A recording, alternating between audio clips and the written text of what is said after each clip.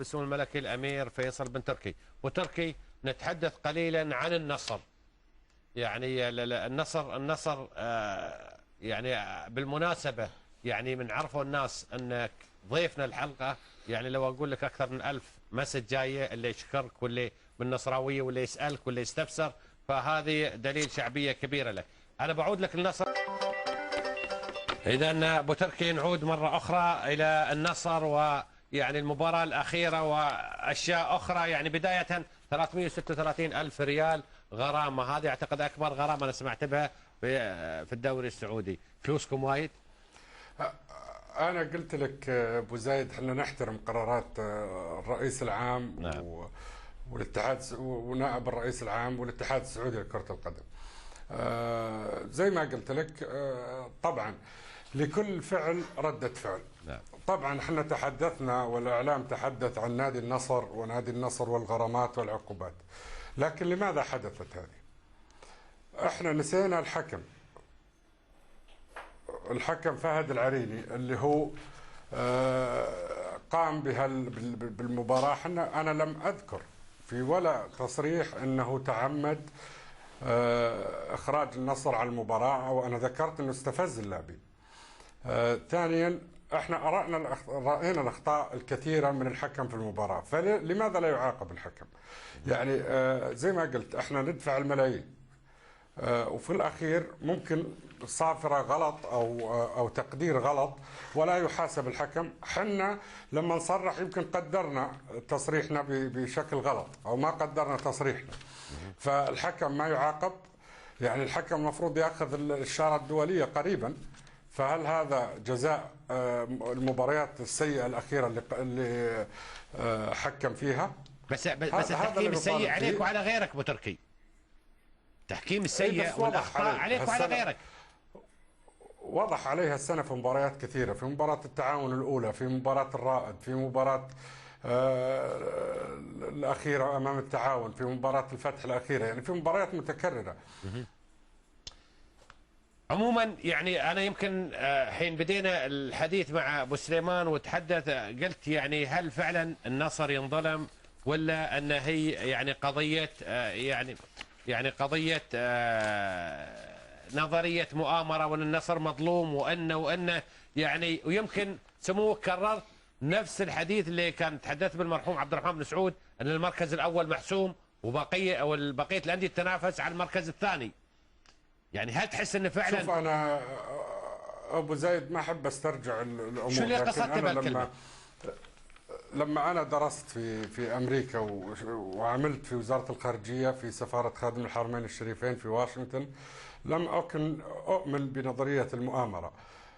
لكن حينما قربت يعني من نادي النصر ومن الرياضة السعودية، في البداية لم أكن أؤمن بنظرية المؤامرة، لكن الآن أصبح الواحد يشك في هالموضوع.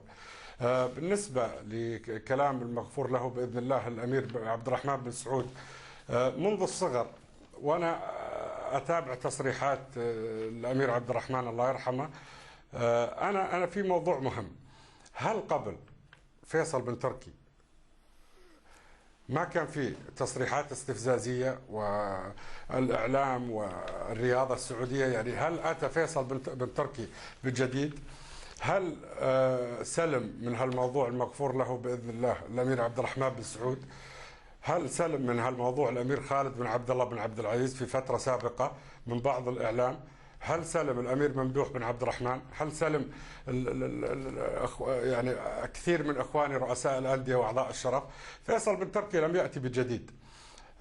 تصريحات إخواني قبلي كانت زي ما قلت ممكن تكون بعضها أقسى من تصاريحي، ولكن لم نرى العقوبة. لكن حنا نحترم العقوبة زي ما ذكرت، ويجب أن يكون في رادع لبعض الكتاب والإعلاميين لكي لا يسيئوا لناس أتت من أجل خدمة الرياضة السعودية من حر مالها لتطور هذه الرياضة. فهذا ما نرجوه من سمو الرئيس العام. هو حين تحدث عن الإعلاميين، يعني يا ريتك تقول الردع للإعلاميين الموجهين، ردع للإعلاميين المستفيدين. يعني حتى ردع الإعلام شوية صعب. عموما معي سمو الامير ما هو وليد بن الاعلام بدر. ما هو تفضل. الاعلام انا قلت الموجه. سمو الامير الوليد بن بدر عضو الشرف النصراوي فصل، فانا تحدثت عن الاعلام الموجه سموك. عموما يعني زايد نعم، لما صحيح. لما تقول انت الان، لما تقول انه النصر مثل غيره، زين، هذا صحيح. يعني النصر الانديه الاخرى ايضا ضرت بالتحكيم، لحظه تعرضت، ما نقول لا، لكن تعال شوف الحكم اللي اخطا اين مصيره، اللي اخطا على انديه معينه اين مصيره، والحكم، وهذا ثاني حكم سيكافئ بالدوليه. لا تقول لي الامير اللي اخطا على عندي معين اين مصيره، قول لي فلان شو عمل واين مصيره.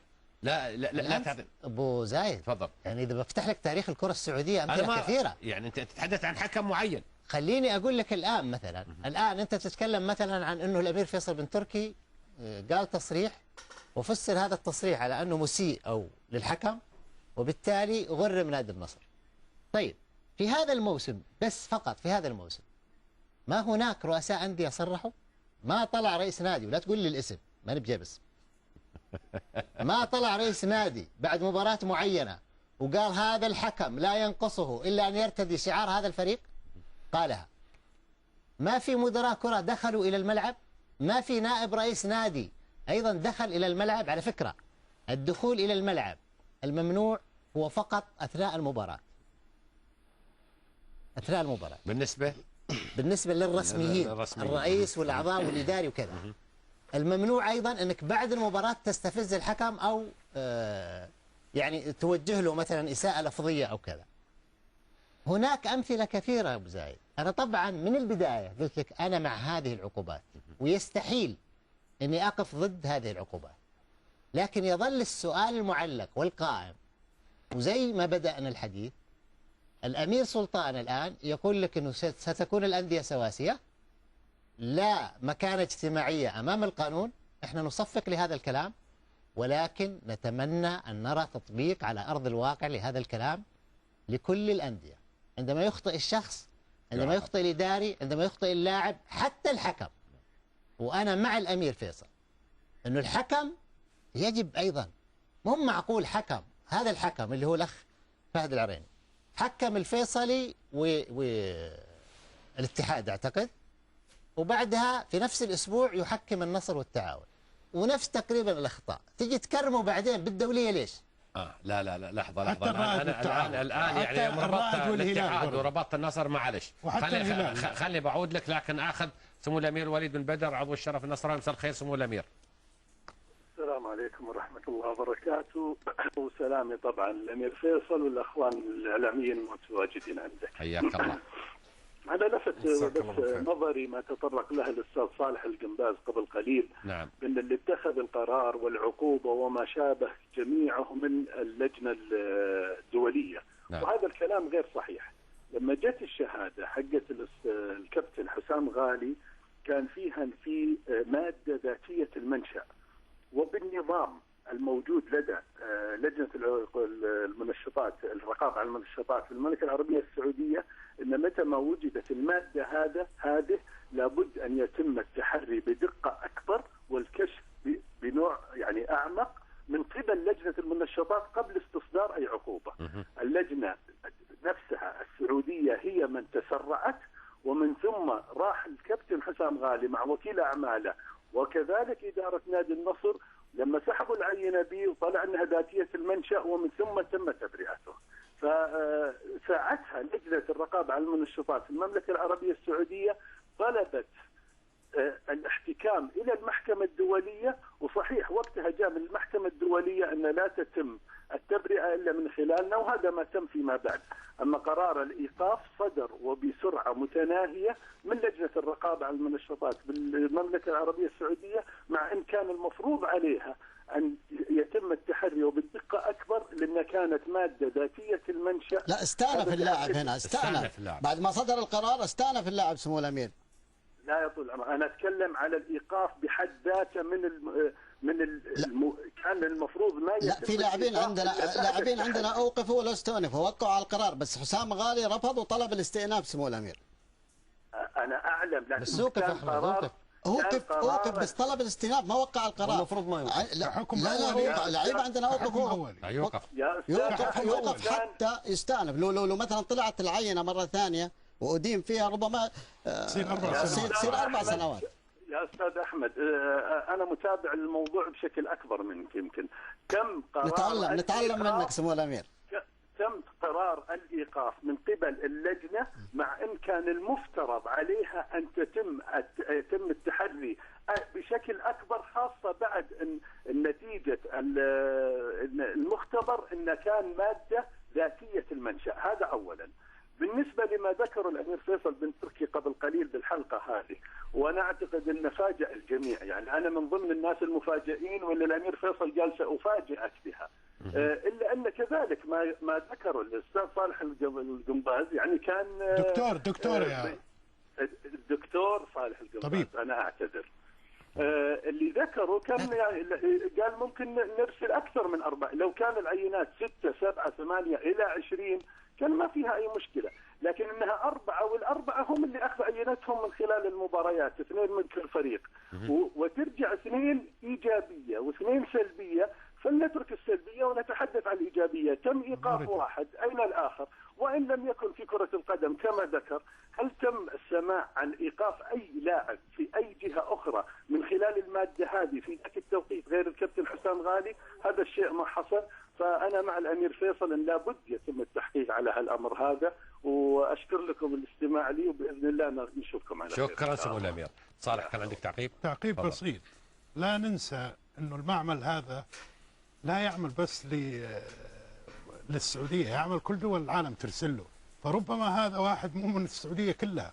طالما فهمنا ليش ما كان صالح لا صالح عن اذنك، بس لو كان يعمل ليش حاطها في الملف السعودي اذا بيعطينا اشياء اخرى؟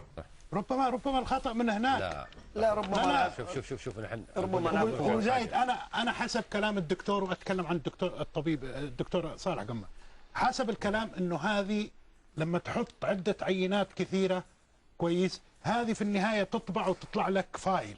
هل العينات هذه حقت السعوديين حقت مو السعوديين انا ما ادري، لكني انا اطالب بالتحقيق.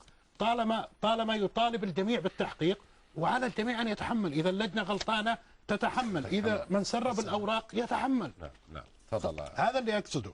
طيب سمو الأمير تسمح لي بس اطلع الموضوع الثاني لا يقل أهمية مطروح الآن في الساحة الإعلامية ضد نادي النصر، اللي هو المطالبات المالية. يعني عندك الآن زنقة يطالب، عندك الآن كما قرأنا في الصحف عبد الرحمن القحطاني، السهلاوي، مجموعة، يعني الآن مجموعة من المطالبات ظهرت على ضد إدارة نادي النصر. ماذا تقول لجمهور النصر في هذا المساء حول هذه المطالبات، وخاصة أنك مقبل على أيضا فترة شتوية، وربما ستغير بعض اللاعبين غير السعوديين، ويمكن أكيد المدرب أيضا ربما يتم تغييره؟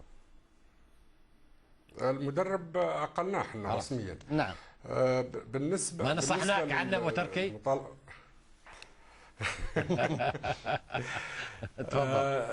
لا، بالنسبة للمطالبات المادية كل نادي عنده مطالبات مادية وعنده دائما أزمات مالية. ما هو نادي النصر بس، الحمد لله نادي النصر لاعبين ما ينومون في المسرح.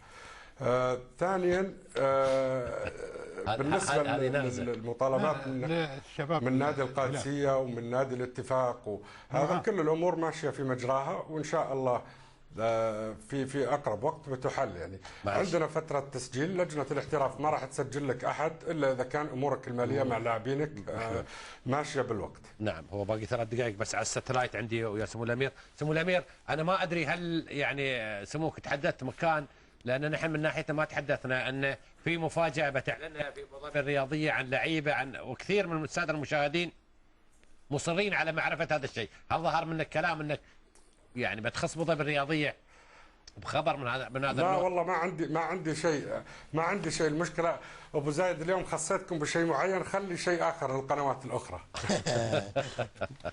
بس لي سؤال أبو زايد.